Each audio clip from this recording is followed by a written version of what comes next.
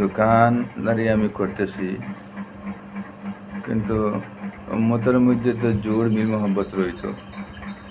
এই জোর মানুষের মিল মোহাব্বত রাখতে হইলে দোকানের মধ্যে বাকি দিতে হয়, তাগদা করা যায় না।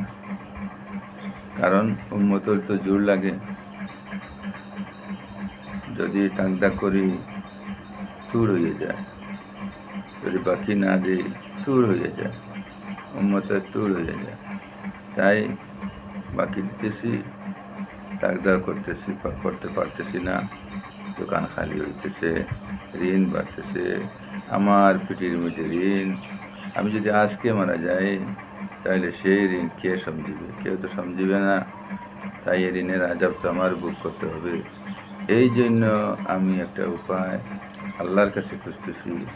এই আল্লাহ, আপনি আমার এমন একটা উপায় দিন যে যার দ্বারা আমি না ঋণ হয়, যার দ্বারা আমার পরিবার মেনটেন হয়, যার দ্বারা আপনার দিন নিয়ে চলা আসান হয়, যার দ্বারা মানুষের লাগে মিল মোহাব্বতের সহিত চলতে পারি, এমন একটি রাস্তা খুলিয়া দেও মওলা, এমন একটি রাস্তা খুলিয়া দেও মওলা।